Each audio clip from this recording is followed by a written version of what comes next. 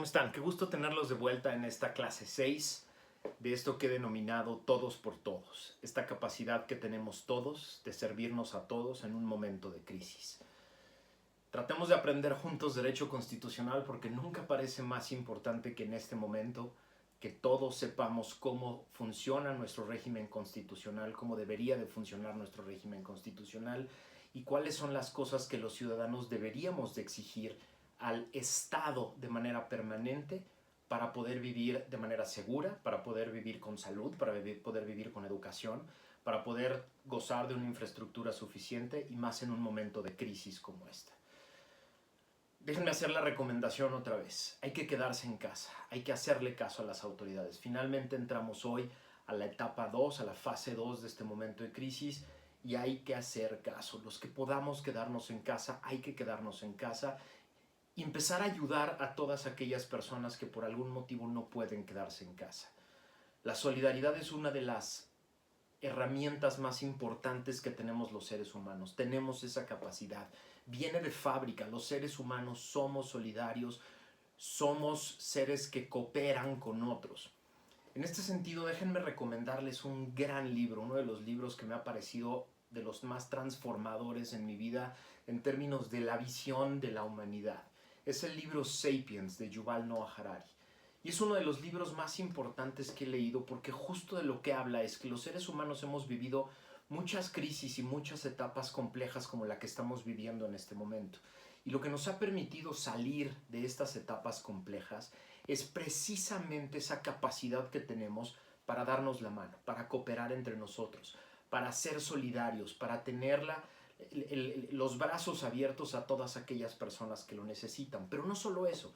Lo que dice Yuval Noah Harari es que en estos momentos de cooperación, en estos momentos en los que dejamos los intereses propios un ratito a un lado y cooperamos con otros, son los momentos en donde vienen los grandes avances de las civilizaciones.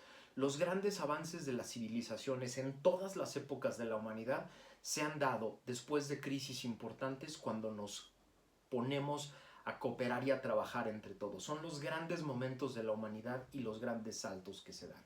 Ahora, me han pedido en varios de sus comentarios que proponga algunas bibliografías.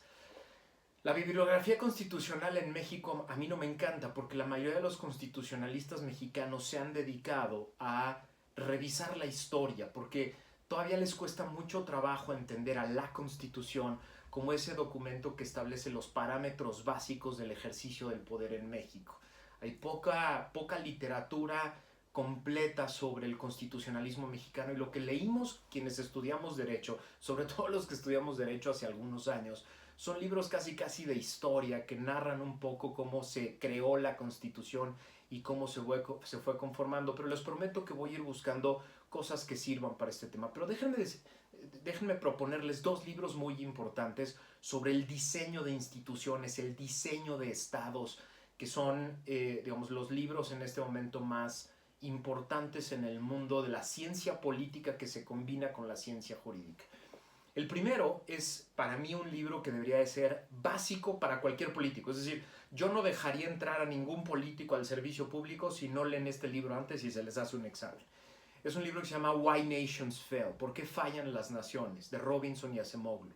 Los que están interesados en este tema, compren este libro y lean este libro.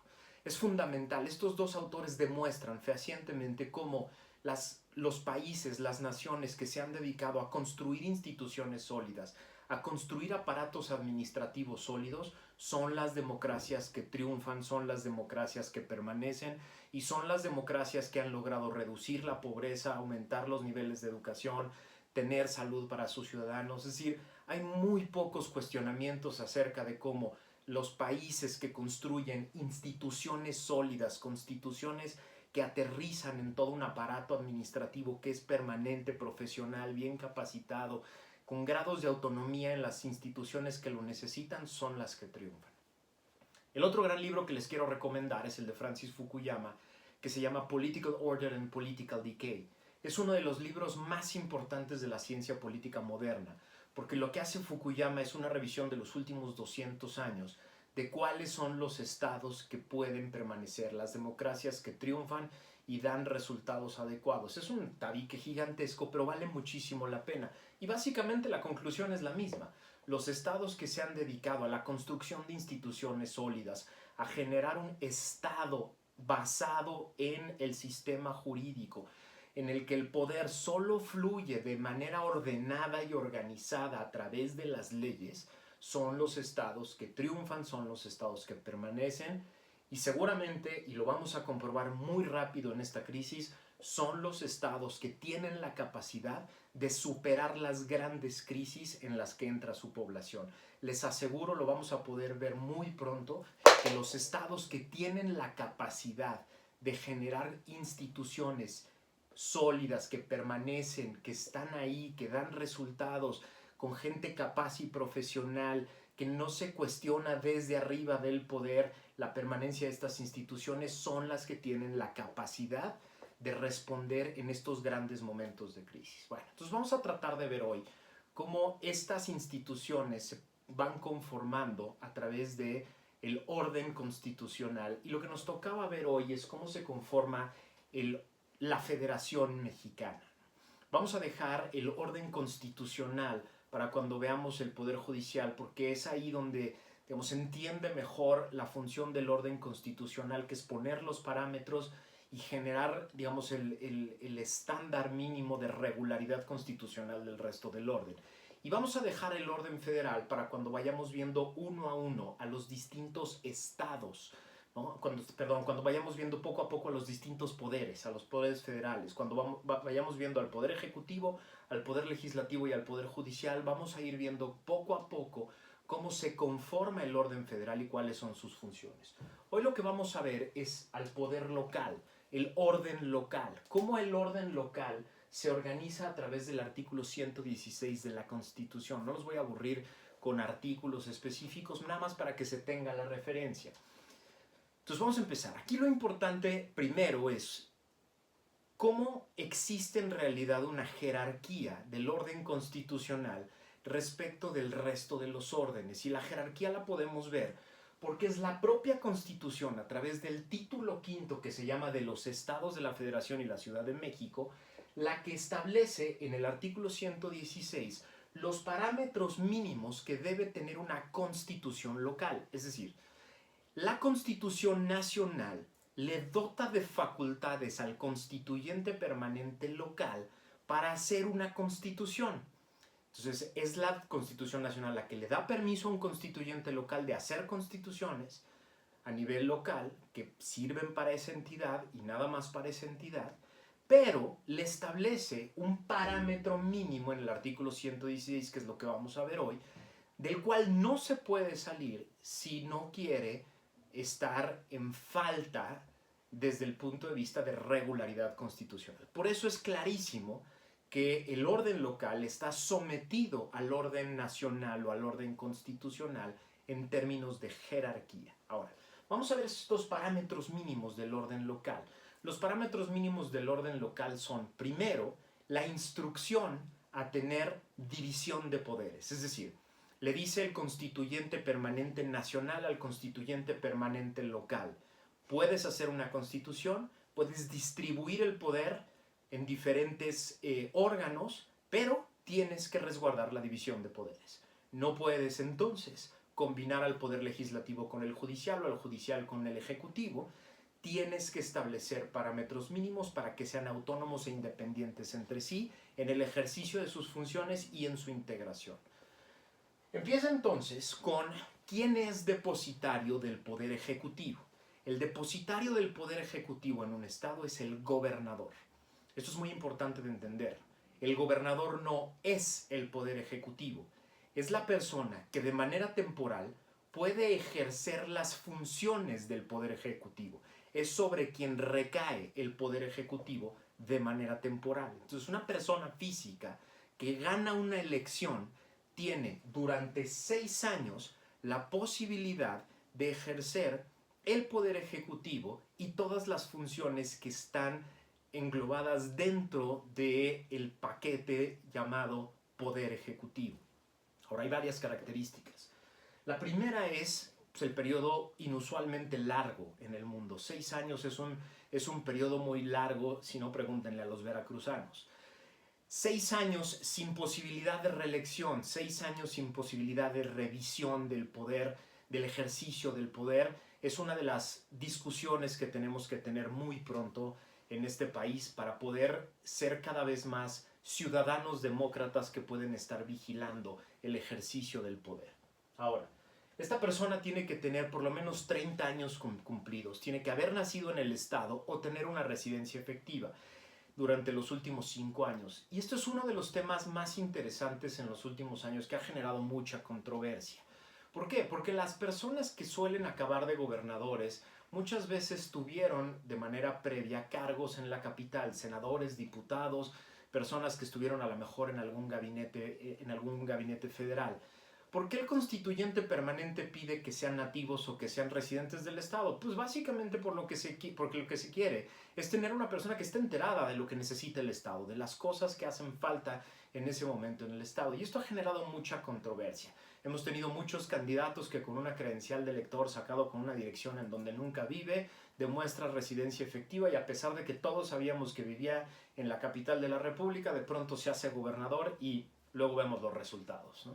Bueno, uno de los elementos más importantes también que se establece para el Poder Ejecutivo es que si ya tuvo el cargo de gobernador, por la vía que sea, encargado de despacho, sustituto o interino, no puede volver a hacerlo por la vía constitucional. Tuvimos varios casos de controversia en México también a lo largo de la historia, por lo cual se estableció un párrafo que es básicamente reciente, en el que se dice, si ya ocupaste el cargo 5 minutos por la vía que sea, no lo puedes volver a ocupar. Tenemos todavía esa idea de que en México una persona no puede ocupar más de 2 veces el cargo y tenemos que discutir de esta parte, porque sí, en efecto, hay muchos exgobernadores a los que no quisiéramos volver a ver en la vida, pero hay otros que han hecho la chamba bien, pero sobre todo es un tema de motivación, es un tema de poner los incentivos correctos en los lugares correctos, es decir, si se establecen mecanismos de revisión en los cuales una persona que hace bien su chamba puede volverla a hacer por lo menos un periodo más,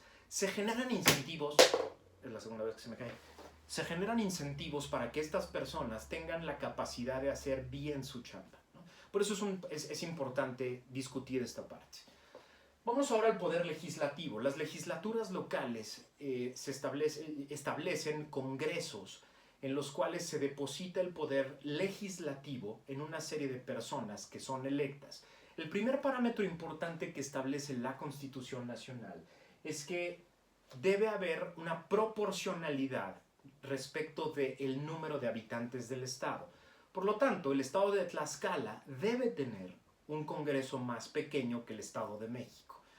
Digamos, es un parámetro para que no haya congresos gigantescos que establezcan por criterios políticos una representatividad que vaya más allá del nivel poblacional.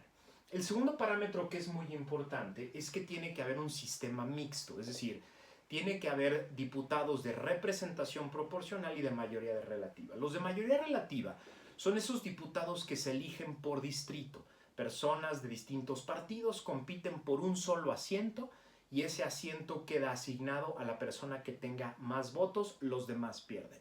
Y una lista de representación proporcional que se asigna por la proporción de votos que se tiene en la elección del Estado para que los diferentes partidos puedan integrar la Cámara. Es decir, las constituciones pueden elegir las fórmulas que quieran para integrar el Congreso, pero tienen que tener una representación mixta que les permita tener un balance entre mayoría relativa y representación proporcional. Lo siguiente que es muy importante como parámetro mínimo de la Constitución Nacional a las locales es que se permite la reelección, hasta 4 periodos de reelección para diputados locales. Esto es muy importante. Aquí hay 2 discusiones muy interesantes que siempre tuve con mis alumnos de la universidad. Lo primero es, ¿por qué demonios poner límites? ¿Por qué hasta 4? Yo entiendo perfectamente que en este momento para todo el mundo, pues, ¿por qué? Porque son unos inútiles.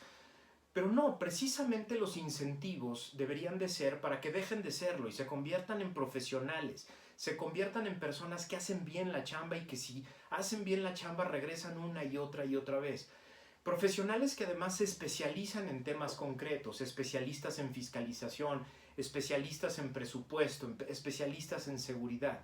Lo que hay en todos los congresos desarrollados del mundo son personas que ya lograron un nivel de especialidad tal que regresan y regresan y regresan al Congreso porque la gente les reconoce su capacidad para hacer las cosas y su necesidad de permanecer en el asiento. Por lo tanto, el límite de los cuatro periodos es un límite que viene de nuestra tradición y nuestra desconfianza al tema de la reelección, más que una idea que tenga que estar en la Constitución. Se los dejo ahí para que lo piensen. Piensen por qué deberíamos de tener el límite de 4 y no una reelección ilimitada. Lo segundo es que los tramposos de nuestros políticos pusieron una cláusula que yo le digo la cláusula del no chapulineo. ¿Cuál es la cláusula del no chapulineo? Es que para ser reelecto, solo puedes ser reelecto por el partido que te designó. Y si quieres hacerlo por un partido diferente, tienes que renunciar 1 año y medio antes al cargo. ¿Qué quiere decir? Que a los partidos les dio miedo que alguien que empiece a hacer bien su chamba y que se quiera quedar en el cargo no tenga que ir a pedirle al propio partido que lo deje en el cargo. Y si eventualmente se vuelve una persona, vamos a decir así, rebelde o independiente del partido, no pueda regresar solito al cargo. Pusieron esta cláusula para que sean ellos, los partidos políticos, los que siguen controlando el tema de la reelección. Estas dos cosas van a hacer todavía más difícil la evolución democrática de México y el desarrollo de nuestra cultura política. Se las dejo estas dos cosas para que las piensen, para que las platiquen, para que las discutamos eventualmente. Aquí abajo siempre están la sección de comentarios, los leo todos, los agradezco todos, y aquí es a través el canal a través del cual podemos platicar ustedes y yo de lo que platicamos en estas clases. Muy bien. Vámonos entonces a las facultades. Las dos más importantes que establece la Constitución Nacional que tienen los congresos locales es la presupuestación y la fiscalización del presupuesto. Son las dos cosas más importantes que hace y debe de hacer de manera permanente y sistemática un congreso local. Establecer las fuentes de ingreso, cómo se gasta y en qué, y la fiscalización de ese ingreso, es decir, pedir cuentas, la revisión de la cuenta pública. Para eso, la Constitución Nacional en este artículo establece la obligación del constituyente local de tener una cosa que se llaman entidades estatales de fiscalización, el equivalente de la Auditoría Superior de la Federación en cada Congreso estatal. Y esta auditoría, esta entidad estatal de fiscalización, tiene la obligación permanente y sistemática de revisar las cuentas de todos los órganos del Estado, en el ejercicio de los presupuestos locales, para a través de auditorías vigilar el debido ejercicio del gasto. Esta entidad le entrega la cuenta pública al Congreso local, que tiene la obligación de revisarlo. Hasta el día de hoy esto es una simulación que ha servido de muy poco, pero con la creación del Sistema Nacional Anticorrupción, del cual depende además el Sistema Nacional de Fiscalización, esto puede empezar a ser pronto una realidad. Las entidades estatales de fiscalización cada vez van a hacerse más autónomas, y con la reelección lo que vamos a tener es diputados que poco a poco se van a especializar en el ejercicio de la vigilancia y el control de los recursos. Poco a poco la esperanza es que tengamos cuerpos de diputados que regresan una y otra vez al Congreso para vigilar el ejercicio de los recursos a través de las entidades estatales de fiscalización. Por lo tanto, estas dos, la presupuestación y la revisión de la cuenta pública, son las dos funciones más importantes que establece la Constitución Nacional que deben tener las constituciones locales. Y vámonos finalmente al Poder Judicial. El Poder Judicial dice está depositado en tribunales que estarán organizados como lo decida el Estado. Los dos parámetros más importantes que establece la Constitución Nacional en el 116 es primero la independencia. Dice que tiene que haber independencia en la designación, en el ejercicio del cargo y en la profesionalización del cargo. Esto es muy importante porque la idea es que el Poder Judicial sea realmente autónomo, o sea, el poder que se encarga del control de la legalidad permanente del ejercicio de todos los actos administrativos y legislativos que se hacen en el Estado. Y establece también la prohibición de disminuir el presupuesto y disminuir el sueldo de un juez del Poder Judicial. Este era, digamos, uno de los mecanismos de control más utilizados en nuestro sistema. Cuando un juez se portaba mal, venían las disminuciones presupuestales, las disminuciones de sueldos. Bueno, hay una prohibición expresa para no hacerlo. Ahora, el artículo establece otras 4 cosas que son muy importantes que deben tener los constituyentes locales. Tienen que tener un órgano electoral autónomo, un órgano electoral que tenga la capacidad de organizar elecciones, desarrollar los procesos electorales para conformar estos 2 poderes a nivel local. Vamos a platicar en alguna clase posterior del nuevo sistema democrático mexicano. ¿Por qué? Porque antes teníamos un esquema en el que había un instituto federal electoral que organizaba las elecciones de los poderes federales e institutos electorales locales. Ahora tenemos una composición mucho más compleja porque ahora tenemos un Instituto Nacional Electoral que tiene injerencia en la designación de las personas que conforman los institutos electorales locales y puede atraer la organización de las elecciones locales. Es una organización más compleja la que tenemos hoy en día, la vamos a platicar. Lo segundo, tienen la obligación de tener tribunales de justicia administrativa que revisan permanentemente la legalidad de los actos del Ejecutivo, pero además ahora, después de la reforma que establece el Sistema Nacional Anticorrupción y la Ley General de Responsabilidades Administrativas, son los nuevos tribunales que revisan, que llevan los juicios de responsabilidad administrativa de casos graves a nivel local. Están también los órganos autónomos de transparencia. Estos órganos son los que se encargan a nivel local de hacer que los órganos del Estado estén de manera proactiva poniendo a disposición de todo el mundo la información que se requiere para que todo el mundo podamos vigilar la actuación del Estado, pero al mismo tiempo son los que se encargan de obligarlos cuando no lo quieren hacer de manera autónoma. Y finalmente, una reforma reciente que habla de la Procuración de Justicia. Un párrafo, creo yo, muy laxo, que pudo haber sido mucho más poderoso, que dice que la Procuración de Justicia tiene que gozar de toda la autonomía posible. Creo que allí el constituyente permanente pudo haber ido mucho más allá y establecer la obligación de los estados de tener fiscalías autónomas que tengan la capacidad de desligarse por completo del poder ejecutivo y hacer la investigación y la procuración de justicia completamente autónoma. Pero es un avance. Está ahí el avance, está ahí la obligación de tener procuración de justicia autónoma que siga criterios de imparcialidad e independencia. Esto es básicamente el orden local. Estos son los parámetros mínimos que establece la Constitución en el artículo 116 para que los estados y los constituyentes permanentes puedan organizar el poder local de manera autónoma. Todo lo que no dice aquí lo pueden hacer, lo pueden regular, lo pueden legislar. Como habíamos platicado, la fórmula residual en México implica que pueden legislar todo aquello que no tenga la federación de manera exclusiva preestablecido en la Constitución. A partir de las funciones y esta división de poderes, el legislativo tiene entonces la facultad de tomar todo aquello que no está reservado para la federación y regularlo de manera autónoma.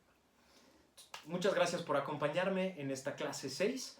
Los espero mañana para ver el municipio. Vamos a ver el nivel municipal a partir de mañana para después poder entrar a los poderes federales y la organización de los poderes federales. Acuérdense, hay que quedarse en casa, hay que cuidarnos y hay que cuidar a todos los demás. Muchas gracias.